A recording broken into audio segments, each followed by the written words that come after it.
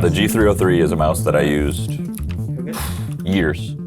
And then even after Logitech was like, you need a swap. I'm like, no, I can't do it. I'm stuck in G303. Because they stopped making it, and I was like, no, it's too good for me. It treats me right.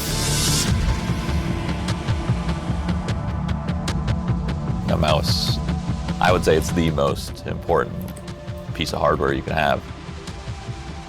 To be able to mold something to my hand and to have it perfectly fit, I mean, that's game changing.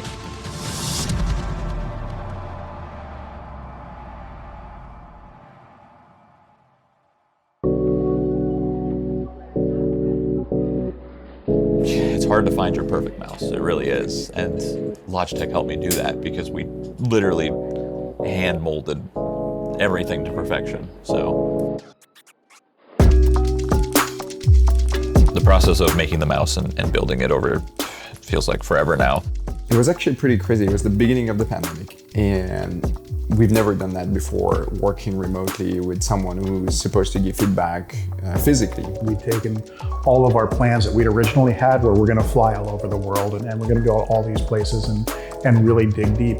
Kind of push things in different directions. I was supposed to go over to their headquarters and whatnot, so we actually did everything at home on Zoom calls, and they were to send me mold to shape and help figure out what I want. And I don't know, it was a relatively easy experience, mainly because I've worked with Chris. I've worked with him in the past when I was playing professionally. More people, but it's not so. It was at least 2 different rounds of 4 or 5 different prints that we sent along, and we were, going over them on Zoom and back and forth, trying to really capture the essence of the G303, but kind of perfect it to what felt best for him. Do you want me to do a little cross where my... If you can get that as accurate as possible, that's where we're going to try and position the switches so that it's essentially the path of least resistance to help you click faster. He helped us find the perfect location for the switches based on his experience on where to click to provide the best response.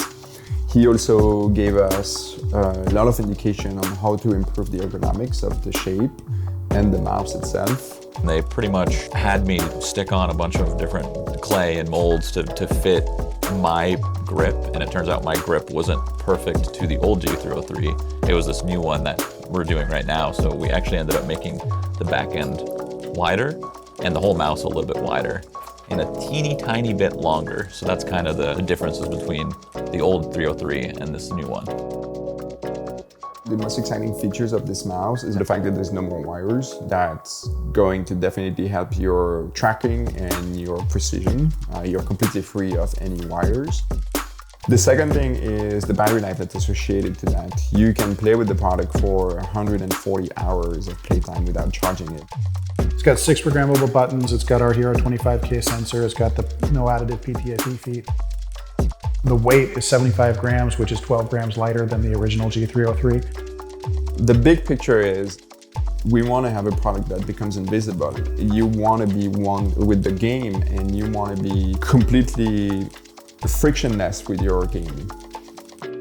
The people that are probably going to pick it up instantly are going to be the people who love the G303, and everybody loves wireless mice. So if you have your favorite mouse that's wired, now wireless, that's going to be the favorite for sure.